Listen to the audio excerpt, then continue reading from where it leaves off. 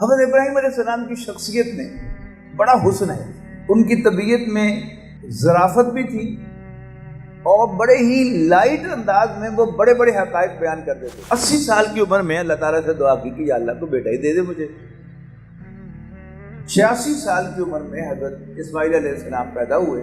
حضرت ابراہیم علیہ السلام نے اللہ تعالیٰ کے حکم کی فرما برداری میں اپنی اہلیہ حضرت ہاجرہ السلام علیہا کو یہ بھی نہیں بتایا کہ دیر نہ ہو جائے اللہ کے حکم کی تعمیل میں کہ میں اللہ کے حکم سے جا رہا ہوں۔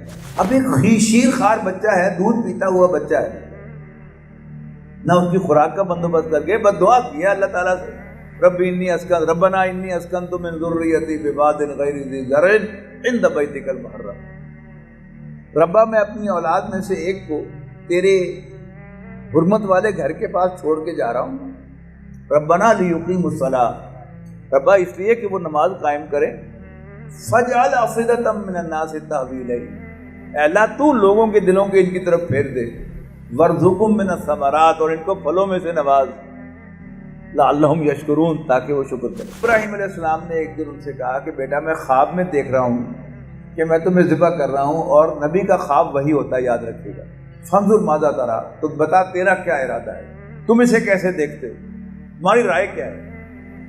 بیٹے نے کہا ابا جان ففعل ما تؤمر، کر گزریے جس کا آپ کو حکم ملا ہے، رہا میں ستجدنی انشاءاللہ من الصابرین، آپ مجھے صبر کرنے والوں میں سے پائیں۔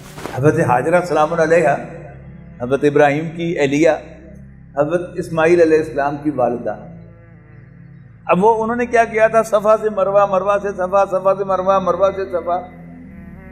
اب ہر شخص کے جو عمرہ کرنے کے لیے جائے گا اس پر یہ لازم کیا گیا، یہ حج کے ارکان میں سے ہو گیا، یہ عمرے کے ارکان میں سے ہے کہ آپ طواف بھی کریں گے اور ساتھ سعی بھی کریں گے، اور پھر بالکل اسی طرح کریں گے جیسے حضرت ہاجرہ نے کیا تھا کہ جب وہ نیچے پہنچتی تھی ذرا تیز ہو جاتی تھی، اور ساتھ ہی وہاں پر وہ اسماعیل علیہ السلام کو بھی دیکھتی رہتی تھی۔ ہمیں بھی کیا حکم ہے کہ تم صحیح کرتے ہوئے وہ جو نشان لگے ہوئے ہوتے ہیں، وہ سبز لائٹیں جل رہی ہوتی ہیں، اس کے درمیان ذرا دوڑ کر اور ذرا ادھر منہ کر کے وہاں سے گزرو۔ کیوں؟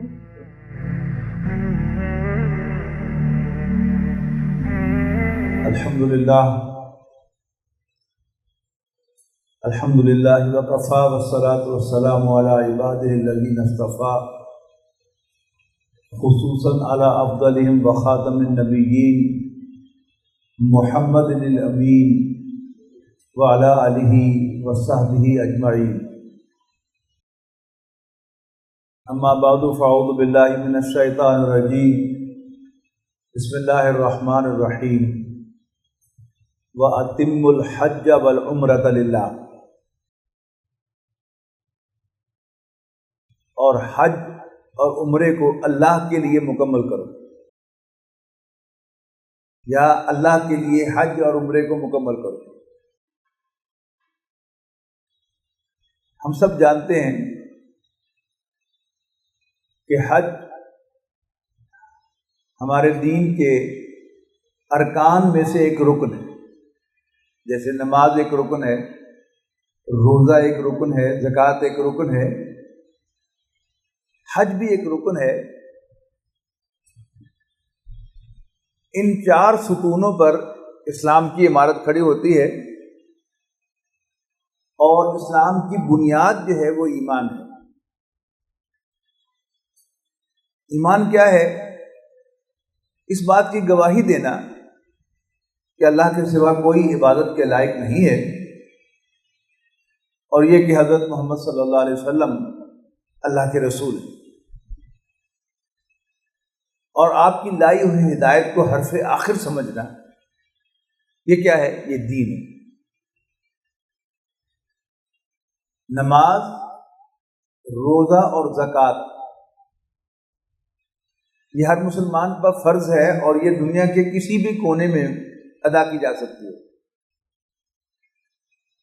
آپ ہوائی جہاز میں سفر کر رہے ہوتے ہیں تو آپ وہیں پر نماز پڑھتے ہیں ہوائی جہاز کے اندر، آپ ٹرین میں سفر کر رہے ہوتے ہیں تو آپ ٹرین میں نماز پڑھتے ہیں،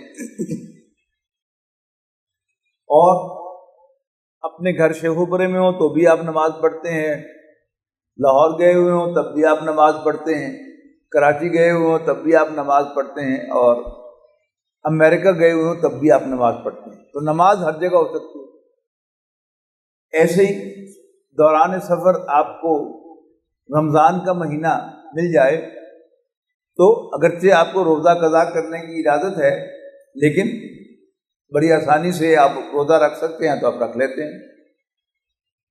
اسی طرح زکوٰۃ بھی، آپ یورپ میں رہتے ہوں یا پاکستان میں یا امریکہ میں یا آسٹریلیا میں، زکوٰۃ آپ پر فرض ہے، آپ کو وہیں پر زکوٰۃ دینی ہے۔ لیکن حج وہ واحد عبادت ہے جو صرف خانہ کعبہ ہی میں ہو سکتی ہے، مسجد حرام میں ہو سکتی ہے یا اس کے ارد گرد، اس کے گرد و نواح میں مخصوص مقامات ہیں جہاں اس کی ریچولز، اس کے مناسک ادا کیے جاتے ہیں۔ طواف صرف خانہ کعبہ کا ہو سکتا ہے، سعی صرف صفا و مروہ کے درمیان ہو سکتی ہے۔ ثواب کی نیت سے آپ شیخوپورہ میں کوئی 2 پہاڑیاں بنا لیں اور ان کے درمیان آپ سعی کریں، آپ نہیں کر سکتے۔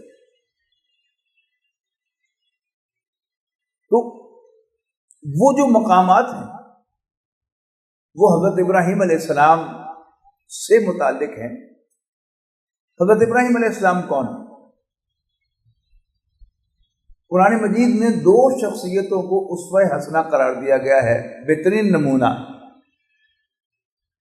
ایک حضرت ابراہیم علیہ السلام، سورہ ممتحنہ میں اللہ تعالیٰ نے ڈکلیئر کیا ہے کہ تمہارے لیے ابراہیم میں ایک بہترین نمونہ ہے، اور دوسرے نبی اکرم صلی اللہ علیہ وسلم سورہ احزاب میں یہ اعلان کیا گیا ہے، لَقَدْ كَانَ لَكُمْ فِي رَسُولِ اللَّهِ أُسْوَةٌ حَسَنَةٌ، تمہارے لیے رسول اللہ صلی اللہ علیہ وسلم کی زندگی میں ایک بہترین نمونہ، ایک رول ماڈل ہے۔ ان دونوں میں کیا فرق ہے؟ ابراہیم علیہ السلام انفرادیت کا رول ماڈل ہے۔ ایز این انڈیویجول کوئی شخص اللہ تعالیٰ پر ایمان میں کس بلندی کو ٹچ کر سکتا ہے، وہ بلندی ابراہیم علیہ السلام ہے، اس سے آگے نہیں کوئی جا سکتا۔ اور اجتماعیت میں نبی اکرم صلی اللہ علیہ وسلم اسوہ حسنہ ہیں کہ آپ نے صرف 21 قمری سالوں میں جد و جہد کر کے اسی زمین پر، ہوا میں پر لگا کر نہیں آپ اڑے، اسی زمین پر وہ سارے مراحل بھی طے کیے اور ساری مصیبتیں بھی برداشت کی جو اس زمین پر کسی کو پیش آ سکتی ہیں، اور اللہ کا دین غالب کر دیا اور زمین پر عدل قائم کر دیا۔ یہ آپ کا اسوہ حسنہ ہے اور اس کو بھی ہمیں فالو کرنا ہے۔ تو آج کی گفتگو میں ایک تو حج اور عمرے کے بارے میں ہوگا کہ یہ کیا چیزیں ہیں، اور چونکہ یہ دونوں عبادتیں خانہ کعبہ اور اس کی گرد و نواح سے متعلق ہیں اور حضرت ابراہیم علیہ السلام کے گرد گھومتی ہیں، لہذا حضرت ابراہیم علیہ السلام کا بھی ایک تعارف میں کوشش کروں گا کہ آج آپ کے سامنے رکھوں۔ حضرت ابراہیم علیہ السلام عراق کے کسی علاقے میں پیدا ہوئے، اور شاید اس مقام کا نام ہے جہاں آپ کی ولادت ہے۔ حضرت ابراہیم علیہ السلام ایک آزر کے گھرانے میں پیدا ہوئے۔ آزر بت خانے کا جو بڑا پجاری ہے، جیسے مسجد کا مولوی ہے، گرجے کا پادری ہے، ایسے ہی بت خانے کا بڑا پروہت یا پجاری وہ آزر کہلاتا تھا، اس کے آپ بیٹے تھے۔ لیکن حضرت ابراہیم علیہ السلام اپنی فطرت کے اعتبار سے موحد تھے۔ قرآن مجید بار بار یہ اعلان کرتا ہے کہ ابراہیم مشرک نہیں تھا، اور قرآن مجید میں جہاں بھی آپ حضرت ابراہیم علیہ السلام کا ذکر پڑھیں گے، you'll be amazed، مجھے ایسا معلوم ہوتا ہے کہ قرآن مجید کا ذکر کرتے ہوئے اللہ تعالیٰ بڑا خوش ہوتا ہے۔ یعنی آپ فون پر بھی کسی سے بات کر رہے ہوں، اگرچہ آپ کو اس کا چہرہ نظر نہیں آ رہا ہوتا، لیکن آپ کو احساس ہو رہا ہوتا ہے کہ آپ سے بات کرتے ہوئے اگلا بندہ دوسری سائڈ پر جو لائن پر ہے وہ خوش ہے یا ناخوش ہے۔ تو قرآن مجید میں حضرت ابراہیم علیہ السلام کا تذکرہ پڑھتے ہوئے آپ ایسا محسوس کریں گے، مجھ سے اتفاق کریں گے کہ اللہ تعالیٰ از گلیڈ ٹو ٹاک اباؤٹ ہم، ایسی شخصیت۔ سورۃ نحل میں فرمایا گیا ان ابراہیم کان امۃ قانتا للہ حنیفا، یقیناً ابراہیم اپنی ذات میں ایک امت تھے، قانتا للہ، اللہ کے فرما بردار، حنیفہ، یکسو ہو کر، ولم یک من المشرکین، اور وہ مشرکوں میں سے نہیں تھے، کبھی نہیں انہوں نے شرک کیا، شاکر لانعمہ، اللہ تعالیٰ کی نعمتوں پر شکر ادا کرنے والے، اجتباہ وہداہ الی صراط مستقیم، تو اللہ تعالیٰ نے انہیں چن لیا، منتخب کر لیا، پسند کر لیا اور انہیں صراط مستقیم کی طرف ڈائریکٹ کیا۔ پھر فرمایا کہ ہم نے ابراہیم کو دنیا میں بھی حسنہ سے نوازا، نیکی سے نوازا، وَإِنَّهُ فِي الْآخِرَةِ لَمِنَ الصَّالِحِينَ، اور آخرت میں بھی وہ انتہائی نیک بندوں میں سے ہوں گے۔ اس کے بعد ذرا کان کھول کر سنیے گا توجہ سے، نبی اکرم صلی اللہ علیہ وسلم سے خطاب کر کے فرمایا ثم اوحینا الیک، اور اس کے بعد ہم اے نبی صلی اللہ علیہ وسلم آپ کی طرف وحی کر رہے ہیں ان اتبع ملت ابراہیم حنیفہ، کہ پیروی کر ابراہیم یکسو کے طریقے کی، وما کان من المشرکین، اور وہ ہرگز مشرک نہیں تھے۔ اب وہ بار بار کہنا کہ وہ مشرک نہیں تھے اتنے تعریفی انداز میں، یہ ایسے ہی نہیں ہے۔ ہم میں سے ہر شخص اپنے آپ کو سمجھتا ہے کہ لا حول ولا قوت، میں نے کبھی شرک کیا ہی نہیں، لیکن جب ہم اپنے طرز عمل کو کمپیئر کریں گے حضرت ابراہیم علیہ السلام کے طرز عمل کے ساتھ، تو پھر کچھ پتہ چلے گا کہ توحید کیا ہوتی ہے اور شرک سے پاک ہونا کیا ہوتا ہے۔ حضرت ابراہیم علیہ السلام کی شخصیت میں بڑا حسن ہے، ان کی طبیعت میں ظرافت بھی تھی، اور بڑے ہی لائٹ انداز میں وہ بڑے بڑے حقائق بیان کر دیتے تھے۔ سب سے پہلے ان کو فیس کرنا پڑا اپنے والد کو، اور انہوں نے اپنے والد صاحب سے سورۃ مریم میں یہ ذکر آیا ہے کہ وَاذْكُرْ فِي الْكِتَابِ ابراہیم اِنَّهُ كَانَ صِدِّيقًا نَبِيًّا، کتاب میں سے ذکر کر ابراہیم کا، یقیناً وہ ایک سچے نبی تھے۔ اذ قال لأبیہ، جب انہوں نے اپنے والد سے کہا یا ابت، ابا جان، لما تعبد ما لا یسمع ولا یبصر ولا یغنی عنک شیئا، آپ بھلا کیوں پوچھتے ہیں ایسی چیزوں کو جو نہ سنیں نہ دیکھیں اور نہ آپ کے کسی کام آئیں۔ پھر اس بات کو واضح کیا کہ اگرچہ آپ بڑے ہیں، آپ کا بڑا تجربہ ہے، اور تجربے کا کوئی بدل نہیں ہوتا۔ یا ابتی انی قد جانی من العلم، ابا جان میرے پاس ایک ایسا علم آیا ہے ما لم یاتک، جو آپ کے پاس نہیں آیا، اس لیے میں آپ کو سمجھا رہا ہوں، ورنہ بڑے آپ ہی ہیں، تجربہ آپ ہی کا زیادہ ہے۔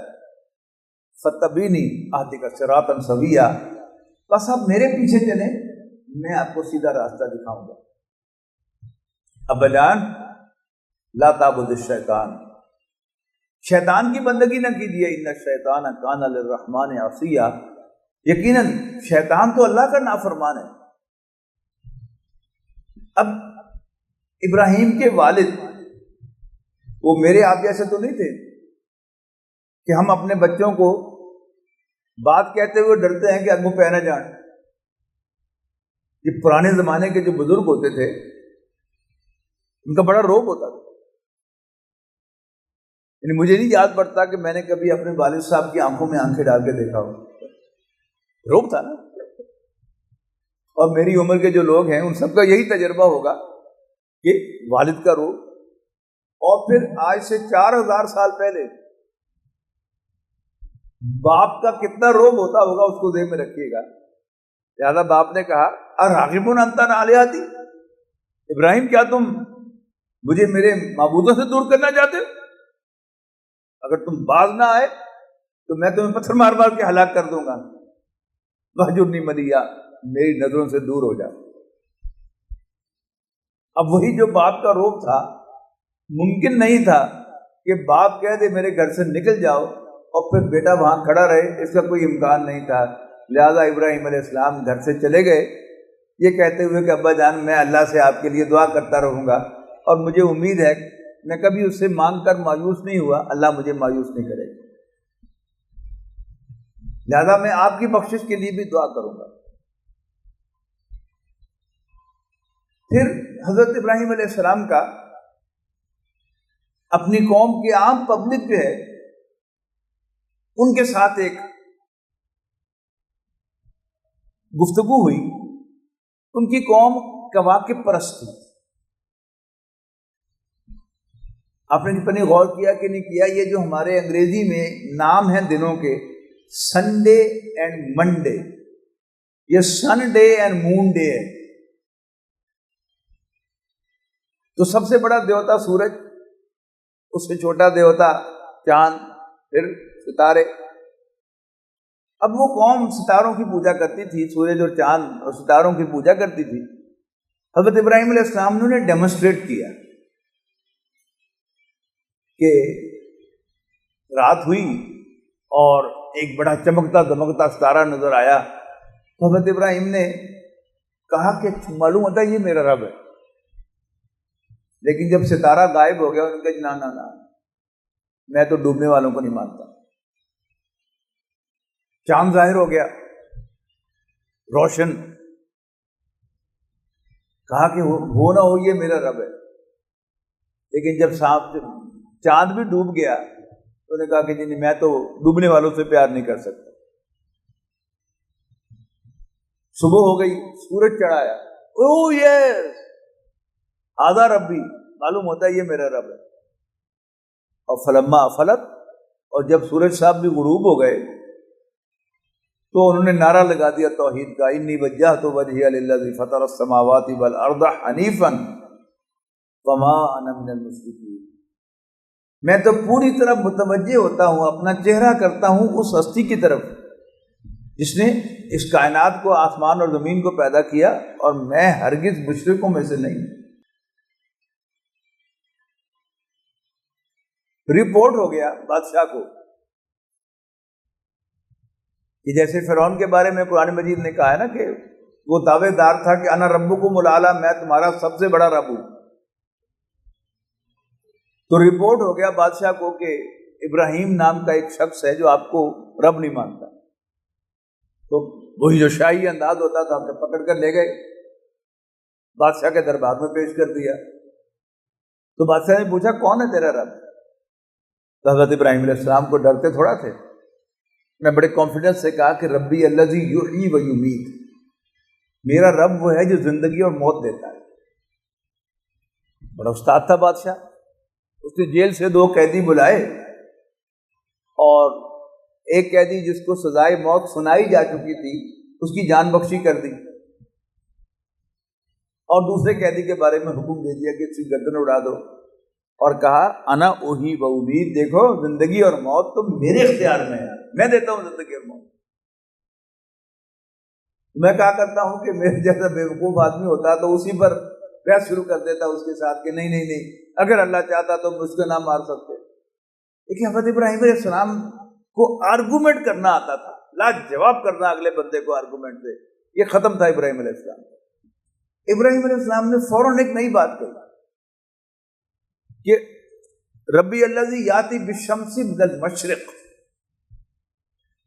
فات بہا من المغرب، کہ میرا رب وہ ہے کہ جو سورج کو مشرق سے نکالتا ہے اگر تیرے اختیار میں ہے، اگر سورج تیرے حکم سے نکلتا ہے تو اس کو مغرب سے نکال کے دکھا. فَبُهِتَ الَّذِي كَفَرَ، تو وہ کافر لاجواب ہو کر رہ گئے. پھر باقاعدہ ان کے قوم کے لوگ اپنے ہاتھوں سے بت بنا کر انہیں پوجتے تھے، بت خانے میں رکھ کے. ویسے تو اللہ تعالیٰ ہمیں نہ لے کے جائے، لیکن سفر کرتے ہوئے انڈین مووی بس میں چلتی ہے تو دیکھنی پڑتی ہے آپ کو، تو وہاں پہ دیکھا ہوگا کہ بت خانے میں ایک بڑا خود بت ہوتا ہے اور ساتھ چھوٹے چھوٹے کئی بت پڑے ہوئے ہوتے ہیں. اب حضرت ابراہیم علیہ السلام اپنی قوم سے ویسے کہتے رہتے تھے کہ یہ تمہارے کسی کام کے نہیں ہیں، لیکن قوم مانتی کب تھی؟ تو حضرت ابراہیم علیہ السلام نے ٹھانی کہ ایک دفعہ میں ان پر واضح کروں گا اور انہیں قائل کروں گا کہ یہ ان کے کسی کام کے نہیں. اس کے لیے حضرت ابراہیم علیہ السلام نے باقاعدہ پلاننگ کی. ایک بہت بڑا میلہ آ رہا تھا کہ جس میں پورا کا پورا گاؤں جو ہے وہ نکل کر ایک جگہ پر اکٹھا ہو جاتا تھا اور وہاں وہ سارا دن کھیلتے کودتے تھے اور پتہ نہیں کیا کچھ کرتے تھے. ایک میلہ جیسے میلے کا سما ہوتا ہے. تو حضرت ابراہیم علیہ السلام سے بھی انہوں نے کہا کہ تم چلو. انہوں نے ایسے دیکھا اوپر آسمان کی طرف، کہا کہ نہیں میری طبیعت نہیں ٹھیک. اب ظاہر ہے ایک اللہ والا جس کو شرک سے، بے حیائی سے، یہ میلے ٹھیلوں میں کیا ہوتا ہے، بے حیائی ہوتی ہے اور کیا ہوتا ہے. انہوں نے کہا جی میری طبیعت آمادہ نہیں، I am not feeling well. جب سب لوگ چلے گئے تو حضرت ابراہیم علیہ السلام ایک ہتھوڑا لے کر داخل ہو گئے بت خانے میں. کیا دیکھا کہ تمام بتوں کے سامنے کھانے پینے کی چیزیں پڑی ہوئی ہیں اور مکھیاں ان کے اوپر بننا رہی. تو ایک بت کے پاس گئے اور اس کو یوں ٹھکور کے پوچھا وہ کھانا کیوں نہیں تم؟ اب اس نے کیا جواب دینا تھا، اٹ لگائی اس کو، پاش پاش کر دیا، ٹکڑے ٹکڑے کر دیا. پھر دوسرے کے پاس گئے، پھر تیسرے کے پاس گئے، سارے چھوٹے بت توڑ دیے اور وہ ہتھوڑا جو تھا وہ جا کر بڑے بت کے ہاتھ کے ساتھ یوں ٹکا دیا جا کے، یہ معلوم ہو کہ اس کے ہاتھ میں پکڑا ہوا ہے. اور گھر جا کے آرام سے بیٹھ گئے. اب شام کو جب آئے سب لوگ تو نوجوان تو اکثر وہ آج کی زبان میں بتا رہا ہوں کہ کرکٹ کھیلتے رہے یا کبڈی کھیلتے رہے یا فٹ بال کھیلتے رہے، تھکے ہوئے تھے وہ تو جا کے سو گئے ہوں گے. لیکن بہرحال کچھ بوڑھے ڈھیڑے جو ہیں وہ جیسے آج کے محاورے میں کہوں کہ عشاء کی نماز پڑھے بغیر سونے والے نہیں تھے، وہ گئے بت خانے میں بتوں کے سامنے ہاتھ جوڑنے کے لیے. وہاں جب انہوں نے دیکھا کہ سارے بت ٹوٹے پڑے ہیں تو شور مچایا، باہر نکل کے آ گئے اور شور مچا دیا، کوئی بت توڑ گیا، ہمارے کو بت توڑ گیا. سب لوگ نکل کے آگے، کیا ہوا کیا ہوا کیا ہوا. یعنی آج کی زبان میں آپ یوں کہیں کہ جی سائرن بج گئے، اذانیں ہو گئی. سب لوگ نکل کے باہر آ گئے، کیا ہوا کیا ہوا. انہوں نے کہا بت ہمارے کو توڑ گیا. انہوں نے کہا ہوئے نہ ہوئے ایک کم ابراہیم دائی دے، وہی ان کے خلاف بولا کرتا تھا، اسی نے توڑے ہوں گے. تو سارے بڑے غصے میں کہنے لگے ذرا لاؤ نا سب کے سامنے اس کو. تو حضرت ابراہیم کون سے ڈر کے بیٹھے ہوئے تھے گھر میں، وہ تو انتظار کر رہے تھے اسی چیز کا کہ وہ مجھے بلائیں اور میں ان پر واضح کروں کہ یہ بت ان کے کام کے کسی کام کا نہیں. وہ لائے، انہیں بڑے غصے سے کہا انت فعلت ھذا، کیا تم نے کیا یہ سارا کچھ. حضرت ابراہیم علیہ السلام نے وہی ظریفانہ انداز لائٹ کہا کہ وہ تاڑے بڑے پیو نے کیتا ہوئے گا ان پوچھو جا کے. اب اس پر انہوں نے وہ جملہ کہہ دیا جو حضرت ابراہیم ان کی زبان سے نکلوانا چاہتے تھے کہ ابراہیم تمہیں پتہ ہی ہے کہ یہ بولتے نہیں. تو فوراً حضرت ابراہیم نے ان پر لعنت بھیجی، فٹے منہ تاڑے. وہ جو اپنا دفاع نہیں کر سکتے، جو بول نہیں سکتے، وہ تمہارے کام کیسے آئے. اب کیا ہو گیا، وہ سارے کسیانے ہو گئے، لاجواب ہو گئے، لیکن پھر بھی وہ بتوں کی عبادت چھوڑنے کے موڈ میں نہیں. لہٰذا انہوں نے کہا کہ ادھر مکو ڈھکو، اس کو آگ میں جلا دیتے ہیں تاکہ اس کا وجود ہی ختم ہو جائے. اور یہ مخالفین جو ہوتے ہیں نا، وہ وجود ختم کرنے کے لیے کسی بھی حد تک جا سکتے ہیں، آپ یاد رکھیے گا۔ لہذا ایک بہت بڑا الاؤ بنایا گیا، ایک چار دیواری جو ہے وہ کھڑی کی گئی، اور اس کے اندر کہا گیا کہ اپنے خداؤں کی مدد کرنے کے لیے اس میں لا کر ایندھن پھینکو، جتنا زیادہ سے زیادہ پھینک سکتے ہو۔ کوئی کسی لکڑی کا، کسی درخت کو لا کے لے آیا، کوئی کسی لکڑی کو لے آیا۔ اس کے بعد پھر آگ بھڑکائی گئی، اور جب آگ پوری طرح مچ گئی، بھڑک گئی پوری طرح، تو اب حضرت ابراہیم علیہ السلام کو جا کر اس آگ میں دھکا دینے کا مرضہ آیا، تو اندازہ ہوا کہ آگ کی شدت اتنی زیادہ ہے کہ اس دیوار کے اوپر جا کر ابراہیم کو اندر دھکا دینا ممکن نہیں۔ لہذا انہوں نے مجنیق استعمال کی، غالباً سینٹریفیوج مشین ہے کہ جس میں جنگ کے اندر بڑے بڑے پتھر وہ باندھ کر اس کو چھوڑا جاتا تھا، تو پھر وہ پتھر جو ہے وہ آگے جاتا تھا، اس میں حضرت ابراہیم علیہ السلام کو باندھ کر پھینکا گیا۔ اب یہاں اندازہ لگائیے گا کہ حضرت ابراہیم علیہ السلام کا جو لیول آف توحید ہے وہ کیا ہے۔ لم یک من المشرکین ما کان من المشرکین۔ ہر زبان میں آپ کو کوئی نہ کوئی محاورہ ملتا ہے، ڈوبتے کو تنکے کا سہارا۔ اس کا مطلب کیا ہوتا ہے کہ جب انسان کی جان پر بن جاتی ہے تو پھر انسان جو ہے وہ تنکے کو پکڑتا، شاید یہ مجھے بچا لے۔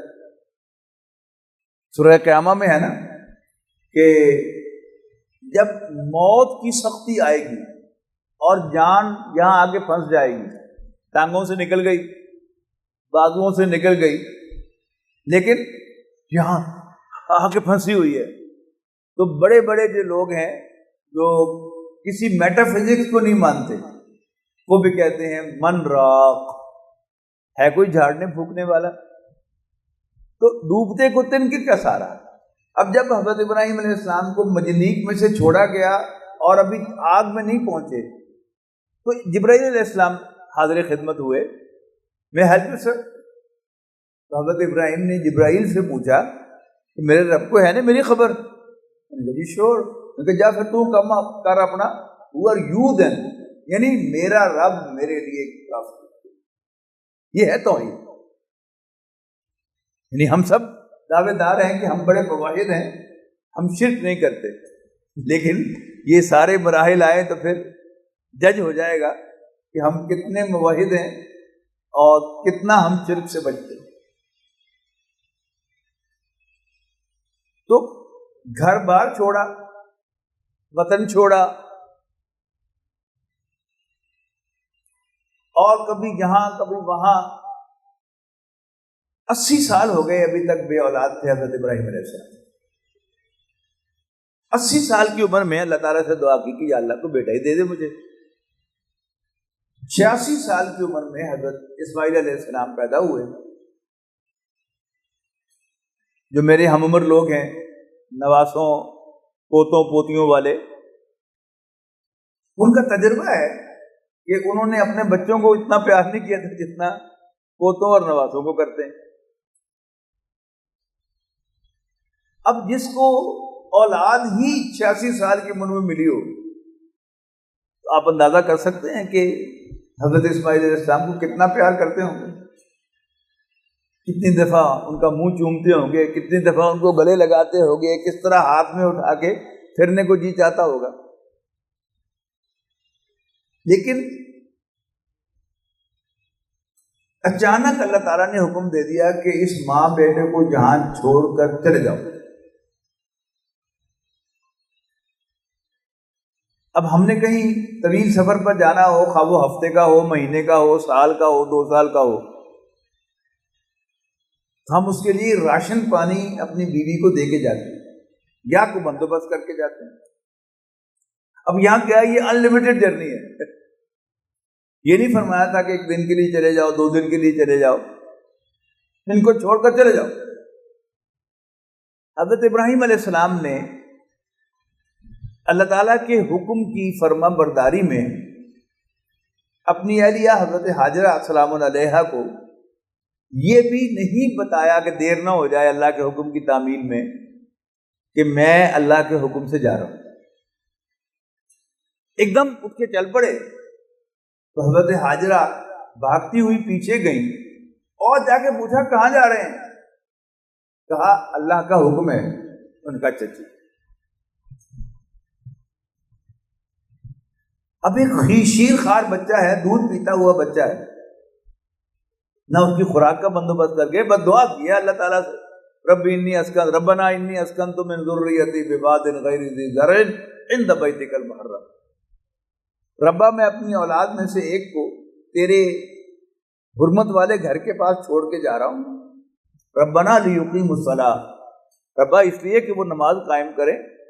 فجعل افئدۃ من الناس تهوی الیہم، اے اللہ تو لوگوں کے دلوں کے ان کی طرف پھیر دے. وارزقہم من الثمرات، اور ان کو پھلوں میں سے نواز. لعلہم یشکرون، تاکہ وہ شکر کریں. اب کیا ہوا؟ حضرت اسماعیل علیہ السلام کو لگی پیاس اور حضرت حاجرہ السلام علیہا اٹھی کہ میں ذرا ادھر ادھر پانی ڈھونڈتی ہوں. اگر آپ نے کبھی غور کیا ہو کہ خانہ کعبہ جو ہے وہ ایسے ہے جیسے پیالے کے بالکل بیس کے اوپر جو ہے وہ کوئی چیز پڑی ہوئی ہو، اور ادھر بھی پہاڑ ہیں ادھر بھی پہاڑ ہیں، اور جہاں بالکل لو لیول ہے وہاں پر خانہ کعبہ. تو حضرت حاجرہ نے پہاڑوں پہ چڑھ چڑھ کر دیکھنا تھا کہ شاید اس طرف کوئی پانی نظر آ جائے، شاید اس طرف کچھ پانی نظر آئے، لیکن پانی نہیں تھا. تو دو پہاڑیاں تھیں، صفا اور مروہ. تو حضرت حاجرہ سلام علیہا بچے کو چھوڑ کر صفا پر گئیں اور اس کے پار دیکھا پانی نہیں تھا. پھر نیچے اتر کے وہ اس پہاڑی پر گئیں، پانی دیکھا نہیں تھا. پھر ادھر آئیں، جیسے مارا مارا پھرتا ہے نا انسان. 7 دفعہ ادھر سے ادھر گئیں، ادھر سے ادھر آئیں، ادھر سے ادھر گئیں، ادھر سے ادھر آئیں.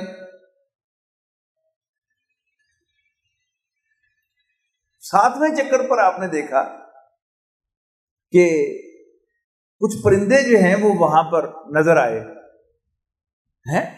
پرندے کیا کر رہے ہیں؟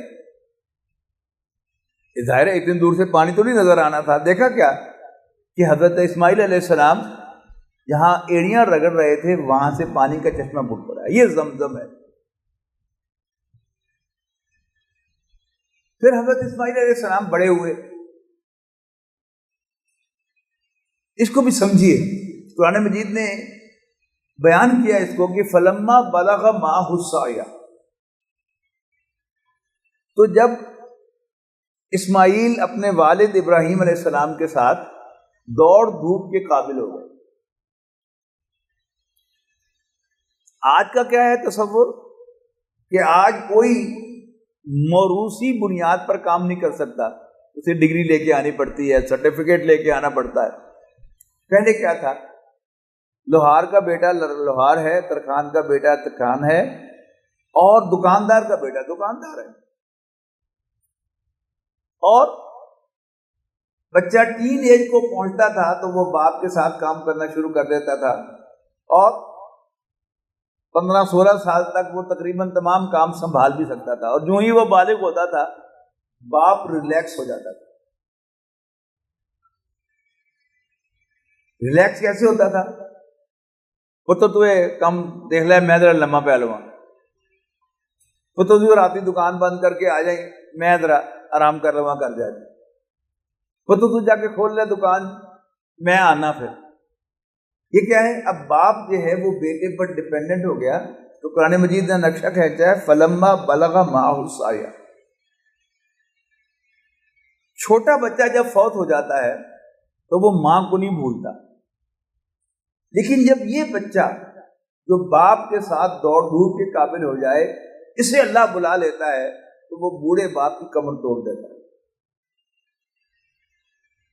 یہ وہی ہوا کہ فلما بلغ معہ السعی، جب وہ دوڑ دھوپ کے قابل ہو گئے اپنے والد محترم کے، تو ابراہیم علیہ السلام نے ایک دن ان سے کہا کہ بیٹا میں خواب میں دیکھ رہا ہوں کہ میں تمہیں ذبح کر رہا ہوں، اور نبی کا خواب وہی ہوتا ہے، یاد رکھیے گا۔ فانظر ماذا ترا، تو بتا تیرا کیا ارادہ ہے، تم اسے کیسے دیکھتے، تمہاری رائے کیا ہے؟ بیٹے نے کہا ابا جان ففعل ما تؤمر، کر گزریے جس کا آپ کو حکم ملا ہے، رہا میں ستجدنی انشاءاللہ من الصابرین، آپ مجھے صبر کرنے والوں میں سے پائیں گے۔ فلما اسلما، جب دونوں نے ہتھیار ڈال دیے، وَتَلَّهُ لِلْجَبِينِ، باپ نے بیٹے کو پیشانی کے بل لٹا دیا اور چھری چلا دی، اور ذبح کر کے فارغ ہو گئے۔ کھڑے ہوئے جب تو کیا دیکھا ہے، بیٹا تو سامنے کھڑا ہے، نیچے دیکھا تو ایک دمبا جو ہے وہاں پر اللہ نے بھیج دیا تھا، وہ ذبح ہوا۔ اب آئیے حج اور عمرے کی طرف۔ میں نے عرض کیا نا کہ حج یہ خانہ کعبہ اس کے گرد نواح میں ہی ہو سکتا ہے، جہاں جہاں اللہ تعالیٰ نے کہا ہوا ہے کہ یہ کام یہاں کرنا ہے، یہ یہاں کرنا ہے، اور کہیں نہیں ہو سکتا۔ اور عمرہ کیا ہے، یہ چھوٹا حج ہے، اور اس میں کیا ہے، اس میں عرفات اور اس سے متعلق جو عبادات ہیں مینا کی وہ نہیں ہوتی، بس خانہ کعبہ ہی میں اس کا طواف ہوتا ہے، اور صحیح ہوتی ہے وہ حضرت حاجرہ کی سنت ہے۔ عام طور پر کہا جاتا ہے حج اور عمرے کے بارے میں، خانہ کعبہ کے بارے میں، کہ یہ توحید کا بہت بڑا اجتماع ہے۔ حالانکہ آپ غور کیجئے گا، حج عمرے میں توحید کہاں ہے؟ خانہ کعبہ پتھروں کا بنا ہوا ایک گھر ہے، اور اس میں اللہ تعالیٰ رہتا نہیں ہے، لیکن ہم اس کا طواف کرتے ہیں، تو اس میں کیا شرک کی بو نہیں آتی؟ لیکن کرتے کیوں ہیں؟ اللہ کے رسول نے حکم دیا۔ ایون خانہ کعبہ کو جو ہمارا قبلہ قرار دیا گیا سورہ بقرہ میں دوسرے پارے کے آغاز میں، تحویل قبلہ کا حکم آتا ہے 17ویں اور 18ویں رکوع میں، یعنی دوسرے پارے کے پہلے اور دوسرے رکوع میں، اور اس سے 5 رکوع پہلے فرمایا گیا للہ المشرق والمغرب، مشرق و مغرب اللہ ہی کے ہیں، فَإِنَّمَا تُوَلُّوا فَثَمَّ وَجْهُ اللَّهِ، جدھر بھی تم منہ کرو گے اللہ ہی کی طرف تمہارا منہ ہوگا، رخ ہوگا۔ تو اللہ تعالیٰ تو اوپر بھی ہے، نیچے بھی ہے، مغرب میں بھی ہے، مشرق میں بھی ہے، اور جنوب میں بھی ہے، اور شمال میں بھی ہے، شیخ عبر میں بھی ہے، فیصل آباد میں بھی ہے، پاکستان میں بھی ہے، امریکہ میں بھی ہے، اللہ تعالیٰ تو ہر جگہ موجود ہے۔ تو پھر خانہ کعبہ کیا ہے؟ اسی لیے غالب نے کہا تھا نا کہ ہے پرے سرحد ادراک سے اپنا مسجود، قبلے کو اہل نظر قبلہ نما کہتے ہیں۔ تو خانہ کعبہ جس کی طرف رخ کر کے ہم نماز پڑھتے ہیں، اس لیے نہیں پڑھتے کہ اللہ تعالیٰ وہاں معاذ اللہ رہتا ہے، اللہ تعالیٰ تو ہر جگہ ہے۔ پھر یہ رخ کیا ہے، وہاں واضح کیا گیا دوسرے پارے کے آغاز میں، اللہ تعالیٰ دیکھنا چاہتا ہے من یتبع الرسول، کہ رسول کی پیروی کون کرتا ہے۔ ورنہ اگر میں آسمان کی طرف رخ کر کے کہوں کہ میں اللہ کی طرف رخ کیا ہوا ہے تو بالکل صحیح ہے، میں ادھر رخ کروں ادھر رخ کروں، اللہ تو ہر جگہ موجود ہے، دین وائی خانہ کعبہ؟ اس لیے کہ اللہ کے رسول کا حکم ہے۔ حضرت عمر رضی اللہ تعالی عنہ خانہ کعبہ کا طواف کر رہے تھے، حجر اسود کے سامنے آئے تو اس کو رک کر ذرا پیچھے ہٹے اور حجر اسود سے خطاب کیا، انی عالم انک لانت الحجر، اے حجر اسود مجھے خوب معلوم ہے کہ تم صرف ایک پتھر ہو، نہ کوئی نفع دے سکتے ہو نہ نقصان، لیکن میں صرف چوم تمہیں اس لیے رہا ہوں کہ اللہ کے رسول صلی اللہ علیہ وسلم نے چوما۔ تو ایک تو حج اور عمرے کے بارے میں یہ بات یاد رکھیے گا، یہ توحید کی علامتیں نہیں ہیں، یہ اتباع رسول کی علامتیں ہیں صلی اللہ علیہ وسلم۔ اللہ کے رسول نے کہا کہ اب تم خانہ کعبہ کی طرف رخ کیا کرو، اللہ کے رسول نے کہا ہے کہ تم حجر اسود کو ہر طواف کے ہر چکر میں بوسہ دیا کرو، چوما کرو اس کو۔ اللہ کے رسول نے فرمایا ہے کہ تم خانہ کعبہ کا طواف کیا کرو، 7 چکر لگایا کرو۔ پھر عام جو معاملات ہیں زندگی کے، حج اور عمرے میں آپ اس کے الٹ کرتے ہیں۔ نارملی ہمیں ڈیسنٹ لباس پہننے کا اور ساتر لباس پہننے کا حکم دیا گیا ہے نا، لیکن حج کے موقع پر کیا وہ لباس ڈیسنٹ لباس ہے؟ ہرگز نہیں۔ اور پھر اس میں طواف کے دوران یعنی وہ خاص چکروں کے اندر باقاعدہ وہ بغل جو ہے اس کو بھی ننگا رکھنا ہوتا ہے اور چادر کو یوں کر کے لا کے ڈالنا ہوتا ہے، تو کیا وہ ڈیسنٹ شکل ہے؟ نو۔ بلکہ ایک دلچسپ بات یہ ہے کہ وہ لوگ جو تہمت باندھنے کے عادی نہیں ہیں، ان کا وہاں سطر اکثر ننگا ہو جاتا ہے، اس لیے کہ کبھی تہمت کھل سکتی ہے اور کبھی جو ہے انہیں لیٹنے کی اس کے ساتھ اور سونے کی عادت نہیں ہے۔ اب ظاہر ہے کہ اس چادر کو جو کبھی انہوں نے باندھی نہیں، باندھ کے لیٹیں گے تو سطر ننگا ہوگا۔ یہ سب کچھ ہوتا ہے، لیکن اس میں کوئی رعایت نہیں ہے کہ اچھا چلو تم ذرا وہ کپڑا پہن لو، ناٹ ایٹ آل۔ وہی پہننا ہے جو انڈیسنٹ بھی ہے اور ساتر بھی نہیں ہے۔ یہ صحیح باندھا ہو تو سطر ہے ڈھکا ہوا مرد کا، لیکن بہرحال یعنی جس نے دھوتی کبھی نہیں باندھی، تہمت کبھی نہیں باندھا، اس میں بہت امکان ہے کہ اس کا سطر ننگا ہو جائے گا، لیکن اس کا یونیفارم وہی ہے، وہی ہم نے پہننا ہے۔ پھر نارملی عورت کو اپنا پورا جسم ڈھانپنے کا حکم دیا گیا ہے، لیکن احرام کے اندر اس کو اپنے چہرے کے ساتھ کوئی کپڑا مس کرنے کی اجازت نہیں ہے۔ ننگا ہوگا چہرہ، یا بلکہ ضرور اس میں شرم آئے ڈھانپنا ہو تو وہ ذرا دور رکھ کر کوئی جو ہے وہ کپڑا گورت کے اپنے چہرے کے ساتھ نہیں لگا سکتا، یعنی اب نارمل ایک حکم ہے جو عام احکام سے ہٹ کر ہے۔ پھر خانہ کعبہ، اس میں اللہ رہتا نہیں، اس کی طرف رخ کیا جاتا ہے اور طواف کیا جاتا ہے۔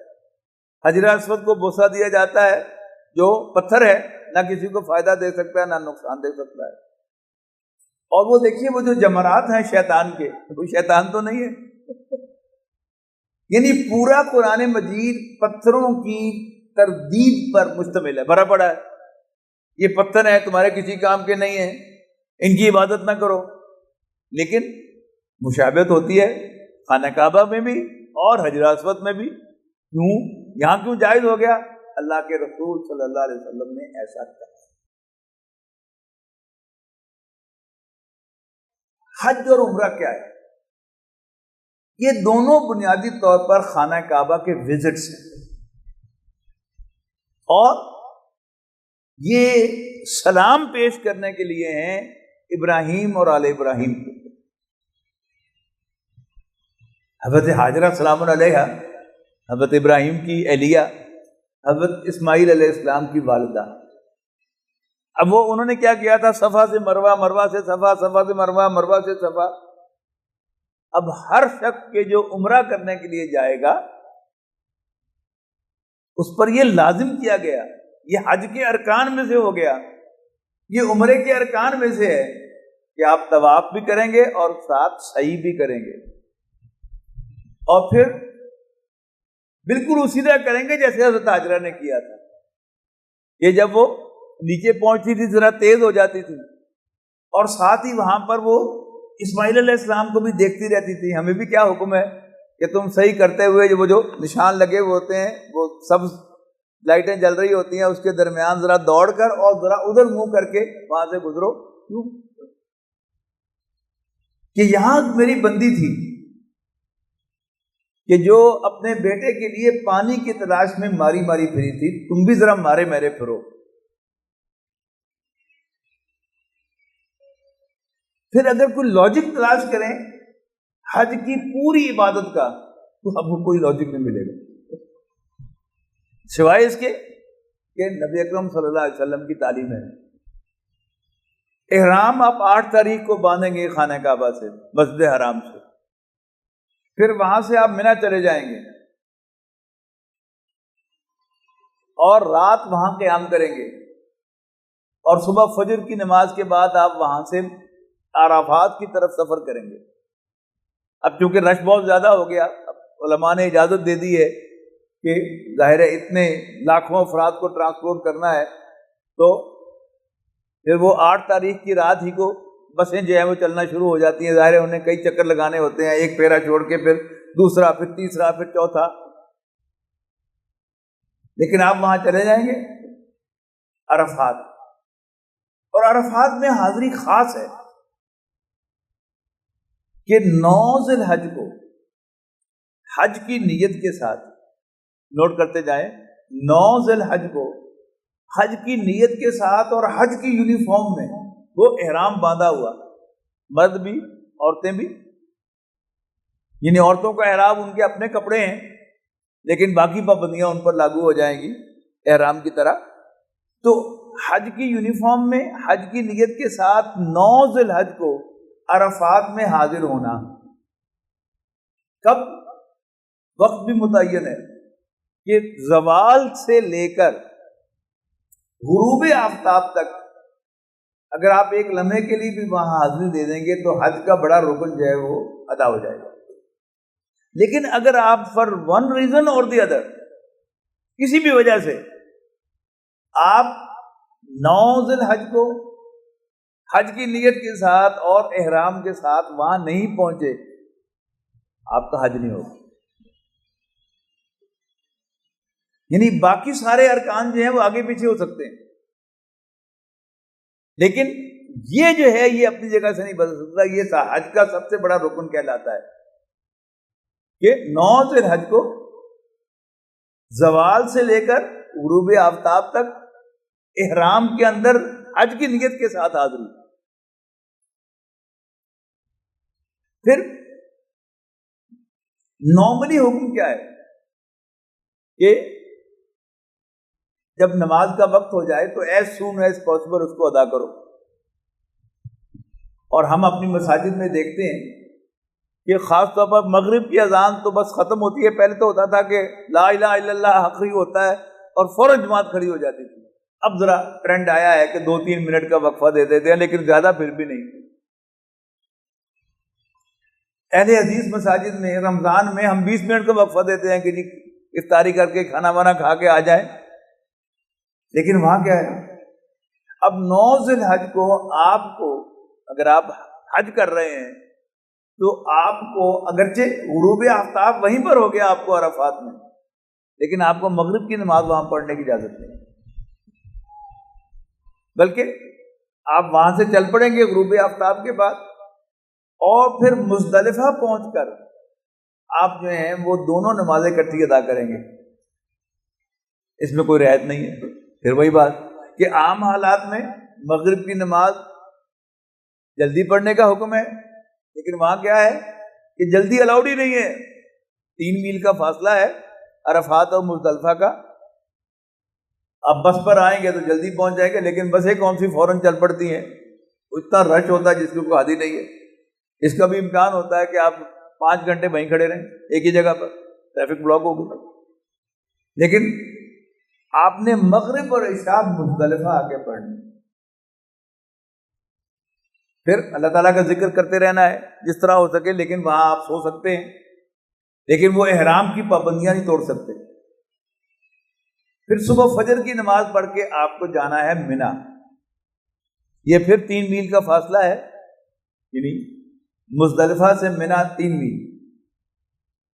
اب وہاں جا کر 2-3 کام ہیں جو آپ نے کرنے ہیں۔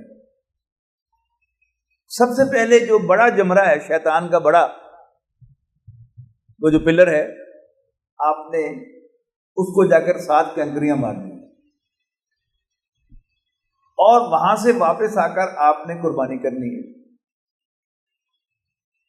قربانی کر کے آپ نے احرام کھول دینا ہے اور غسل کر لینا ہے، میل کچیل صاف کر لینی ہے، اور صاف ستھرے کپڑے پہن کر اب آپ نے جانا ہے طواف زیارت کے لیے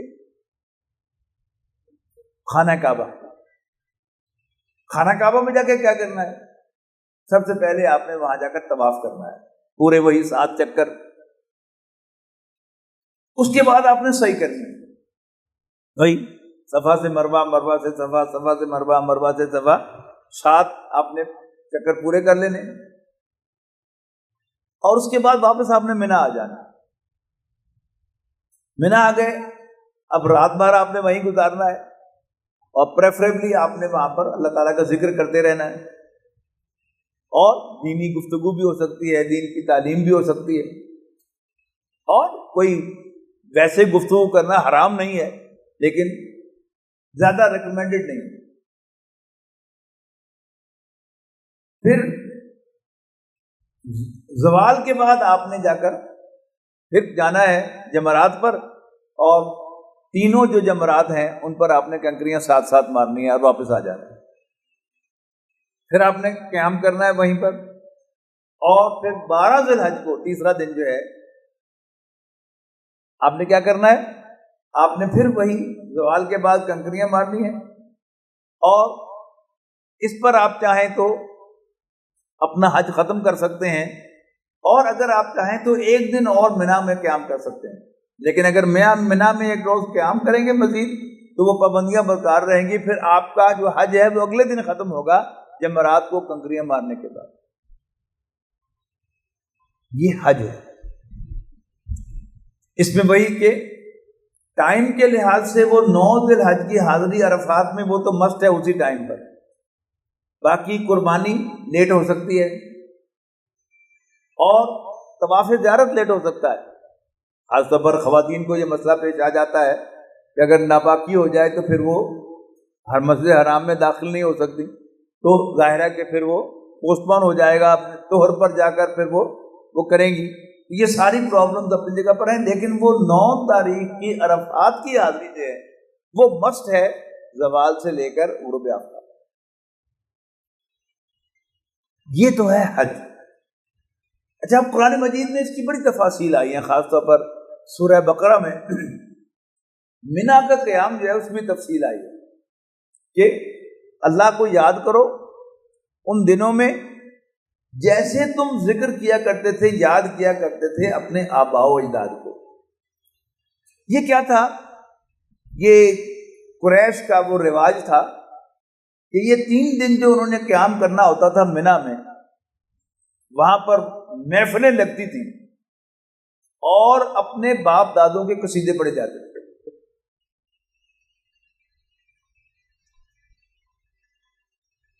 اس سے منع فرمایا گیا کہ یہ اللہ کی یاد کا وقت ہے. دین پڑھنا پڑھانا ہے تو کر سکتے ہو، لیکن اصل میں بنیادی طور پر اللہ کی یاد، اور خاص طور پر اللہ تعالیٰ سے مانگنے کا وقت. سورہ بقرہ میں اس مقام کو بھی بڑا مس انٹرپریٹ کیا گیا ہے کہ فرمایا گیا کہ اسی یعنی مینا میں جو قیام ہے وہاں پر، اور مزدلفہ میں اور عرفات میں، کہ منہم من یقول ربنا آتنا فی الدنیا، ان میں سے کچھ لوگ ہیں کہ جو کہتے ہیں کہ اللہ ہمیں دنیا ہی میں عطا کر دے. وما لہم فی الآخرۃ من خلاق، لہذا آخرت میں ان کا کوئی حصہ نہیں. ان کی دعا کیا تھی؟ ربنا آتنا فی الدنیا، اے اللہ ہمیں دنیا ہی میں عطا کر دے، لہذا آخرت میں ان کا کوئی حصہ نہیں ہے. نہ انہوں نے آخرت مانگی، نہ ان کا آخرت میں حصہ ہے. ومنہم، اور ان میں سے وہ بھی ہیں، من یقول ربنا آتنا فی الدنیا حسنہ، اے ہمارے رب ہمیں دنیا میں حسنہ سے نواز. تو فی الآخرت حسنہ، اور آخرت میں بھی حسنہ سے نواز. یہ دنیا میں حسنہ کیا ہے؟ حسنۃ کہتے ہیں نیکی کو، جس کی جمع حسنات ہے. اب نماز جنازہ پڑھتے ہیں نا، تو اہل حدیث حضرات جو ہے ان کا امام ہو آپ کا، اور وہ اونچی آواز سے جو دعائیں پڑھتا ہے، اس میں ایک دعا کیا ہے؟ ان کان محسنا، اے اللہ اگر یہ نیک تھا فزد فی احسانہ، تو اس کی نیکی میں اضافہ کر۔ تو حسنہ کیا ہے؟ نیکی۔ لیکن اس کی ہم کیا انٹرپریٹیشن کرتے ہیں کہ اللہ سے وہاں پر دنیا بھی مانگو اور آخرت میں مانگو، یہ صحیح انٹرپریٹیشن نہیں ہے۔ دنیا میں حسنہ مانگو، نیکی کی توفیق مانگو، اور آخرت میں حسنہ کیا ہے؟ جنت ہے۔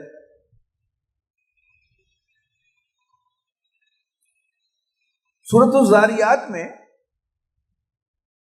فرمایا گیا کہ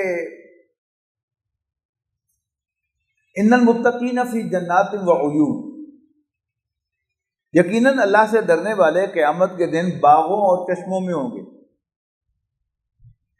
آخذین ما آتاہم ربہم، لیتے ہوئے، وصول کرتے ہوئے جو کچھ بھی ان کا رب انہیں عطا کرے۔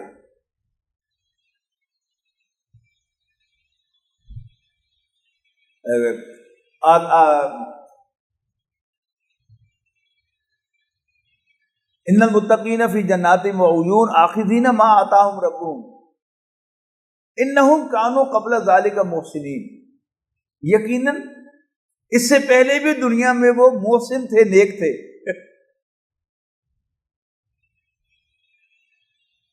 وہ کیا کرتے تھے؟ رات کو کم ہی سوتے تھے، اور سحری کے وقت وہ اللہ سے بخشش مانگتے تھے، استغفار کرتے تھے۔ یعنی توحید کا تقاضا کیا ہے کہ ہم غیر اللہ سے کچھ نہ مانگیں۔ یعنی فزیکل ورلڈ میں ہم ایک دوسرے کی ہیلپ لے سکتے ہیں۔ میں کمزوری محسوس کروں اور یہ سیڑھی اترتے ہوئے میں ڈاکٹر صاحب کا سہارا لے لوں، یہ جائز ہے، لیکن جو مجھے نظر نہیں آ رہا اس سے مجھے مانگنے کی اجازت نہیں۔ سو مچ سو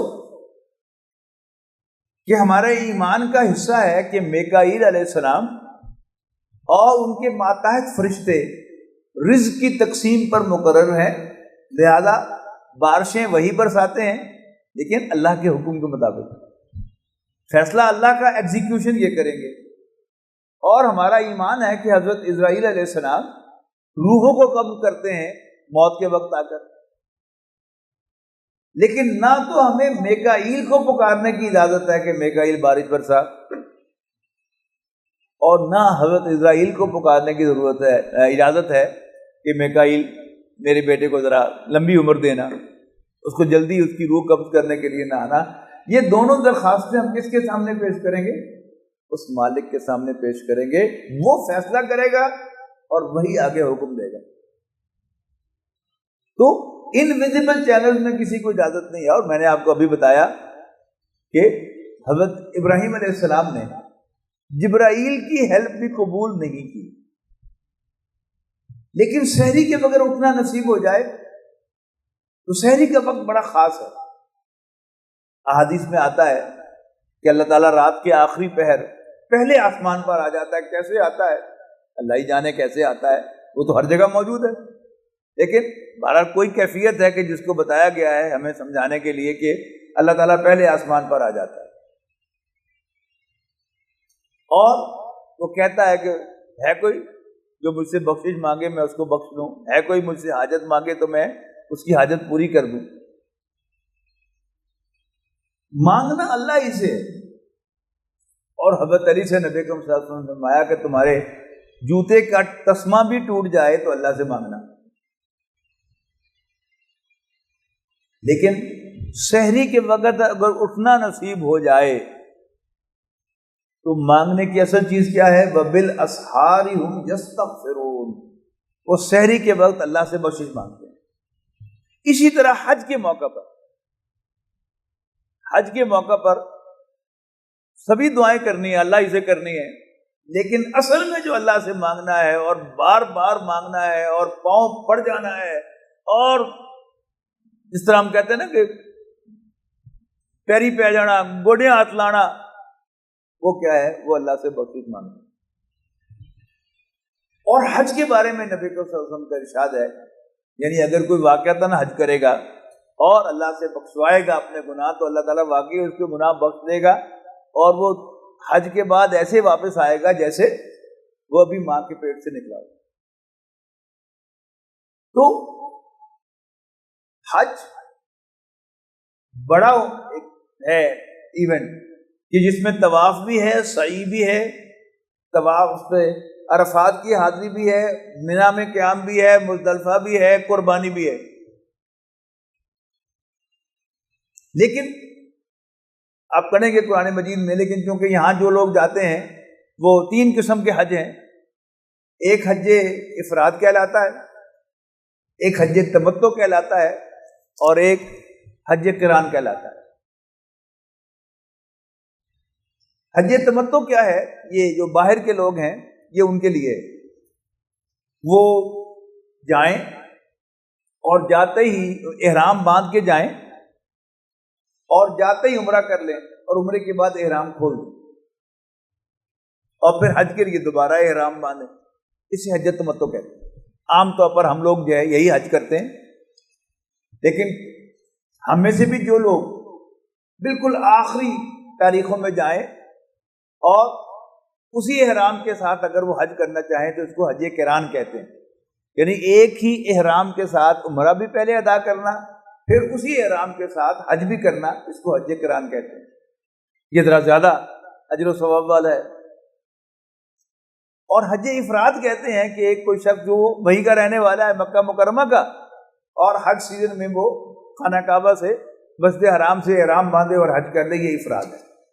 تو حج افراد کے لیے قربانی ضروری نہیں ہے، لیکن باقی دونوں کے لیے قربانی ضروری ہے۔ تو ہم لوگ چونکہ حج تمتع کرتے ہیں لہذا ہم قربانی بھی کرتے ہیں۔ اب قربانی کہاں ہونی ہے؟ مینا میں ہونی ہے،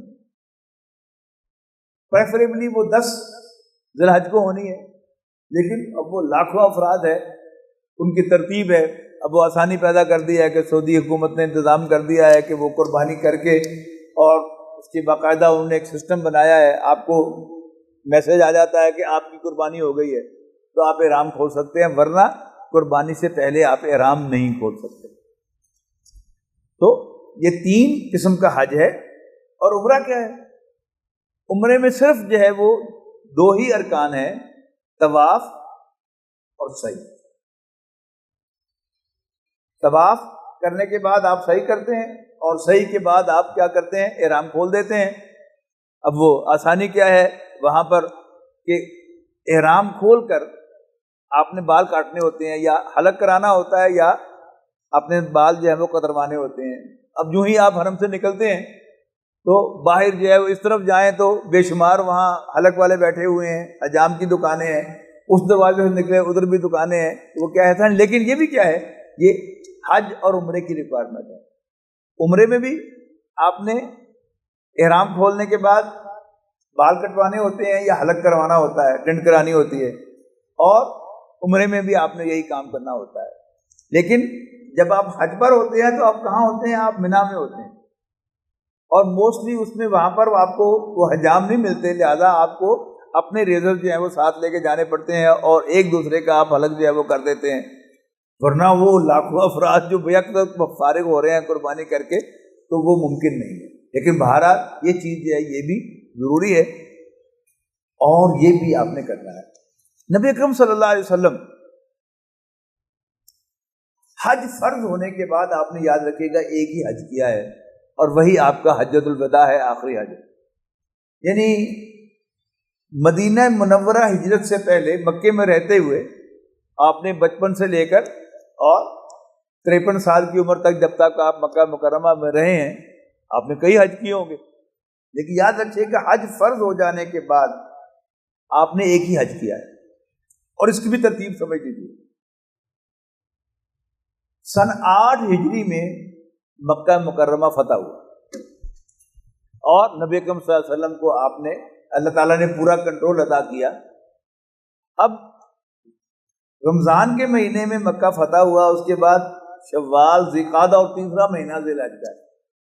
تو نبی اکرم صلی اللہ علیہ وسلم نے وہ جو انتظام حج کا قریش نے کیا ہوا تھا، مشرکین مکہ نے کیا ہوا تھا، آپ نے اس انتظام کو نہیں چھیڑا، لیکن اس موقع پر مسلمانوں نے اور مشرکین نے اکٹھے حج کیا، لیکن انتظام قریش کا تھا، مشرکین مکہ کا تھا۔ اگلا سال 9 ذی الحج ہے، یعنی 9 ہجری ہے۔ اب کیا ہے، اب نبی اکرم صلی اللہ علیہ وسلم نے حج کا انتظام خود سنبھالا، اور آپ نے خود حج نہیں کیا۔ حضرت ابوبکر رضی اللہ تعالیٰ عنہ کو آپ نے وہ جو آفیشیل ڈیلیگیشن ہے اس کا امیر بنا کر بھیجا، اور حج کا خطبہ جو ہے وہ انہوں نے وہاں پر ارشاد فرمایا۔ تیسرا سال جو ہے یہ 10 ہجری کا حج ہے، اس میں نبی اکرم صلی اللہ علیہ وسلم بنفس نفیس حج پر تشریف لے گئے، اور آپ نے اس موقع پر ایک تو وہ بڑا خطبہ ارشاد فرمایا، اس کی بھی ظاہر بات میں جو فگرز آتی ہیں، یعنی 40,000 سے لے کر 1.25 لاکھ کی فگر ہے کہ جو لوگ اس وقت وہاں موجود تھے۔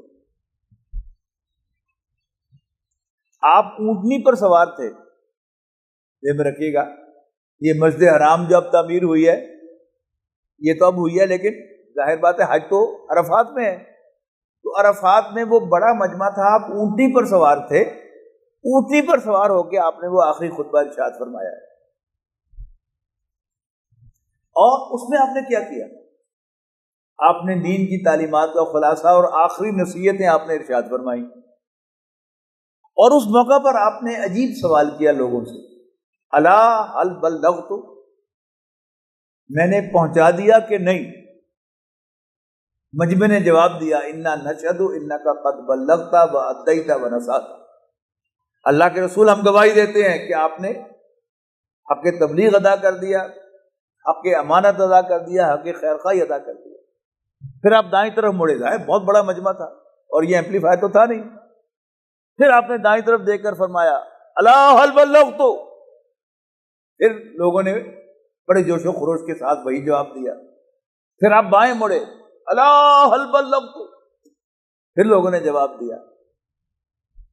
اس کے بعد اللہ تعالیٰ کے رسول صلی اللہ علیہ وسلم نے آسمان کی طرف دیکھا اور انگلی اٹھائی، اللہم اشہد، اے اللہ تو بھی گواہ ہے کہ یہ مان رہے ہیں کہ میں نے اپنا فرض ادا کر دیا ہے، ان تک تیرا دین پہنچا دیا ہے، امانت ڈیلیور کر دی ہے۔ پھر دائیں مڑے فرمایا اللہم اشہد، اے اللہ تو گواہ ہے۔ پھر بائیں مڑے فرمایا اللہم اشہد، تو گواہ ہے۔ اس کے بعد فرمایا فلیبلغ الشاہد الغائب، جو یہاں موجود ہیں ان کا فرض ہے کہ اس پیغام کو ان لوگوں تک پہنچا دے جو یہاں موجود نہیں ہیں۔ یوں نبی اکرم صلی اللہ علیہ وسلم نے وہ جو ذمہ داری آپ کے کندھوں پر ڈالی گئی تھی وہ امت کو منتقل کر دی کہ اب یہ تمہاری ذمہ داری ہے کہ تم اس دین کو اسی شان کے ساتھ پہنچاؤ گے۔ اور شان کیا ہے کہ صرف زبانی باتیں ہی نہیں کی، اللہ کے دین کو غالب کر کے دکھایا اور اللہ کا عدل انسانوں تک ڈلیور کیا۔ جب تک یہ دین اس حال میں قائم رہے، اس کو قائم رکھنا، اور پھر اگر منہدم ہو جائے، جیسے کہ اب منہدم ہو چکا ہے، اب پھر ہماری ذمہ داری ہے کہ ہم صرف زبانی وعظ و نصیحت اور درس و تدریس پر اکتفا نہ کریں، اپنے پیش نظر رکھیں کہ ہم نے اس سے لوگوں کو کنونس کرنا ہے، ان کے اندر جذبہ پیدا کرنا ہے کہ وہ اس کے لیے جب وقت آئے گا، جب کال آئے گی تو وہ کھڑے ہوں گے اور پھر اپنا تن من دھن نشاور کریں گے، قربان کریں گے اللہ کے دین کے غلبے پہ۔ اور وہ غلبہ کیا ہے؟ عدل و انصاف کا قیام۔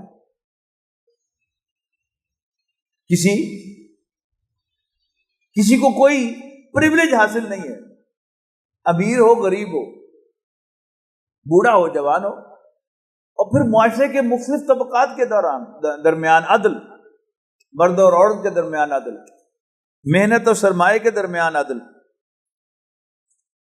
اسی طرح اجتماعیت اور انفرادیت کے درمیان عدل، یہ سارے عدل جو ہے وہ نبی اکرم صلی اللہ علیہ وسلم نے ہمیں عطا کیے ہیں۔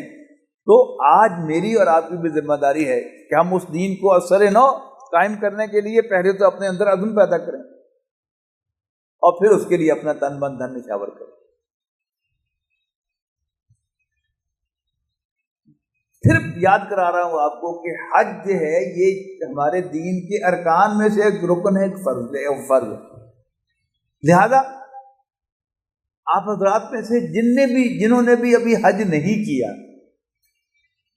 اور ان کے پاس وسائل ہیں کہ وہ حج کر سکیں، وہ لازماً ابھی آپ ٹریول ایجنٹ سے بات کریں گے، جو حج کے گروپس بناتے ہیں ان سے بات کریں گے تو شاید ابھی ان کے پاس کوئی جگہ ہو اور آپ کو موقع مل جائے، اس لیے کہ زندگی اور موت کو کوئی پتہ نہیں۔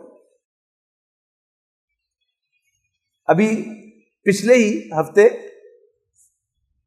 جمعے کی رات کو میرے ایک دوست، وہ بھی ڈاکٹر تھے، عشاء کی نماز پڑھ کے آئے، کھانا وانا کھایا اور پھر وضو کیا حسب معمول انہوں نے، اور سورہ ملک پڑھنی شروع کی،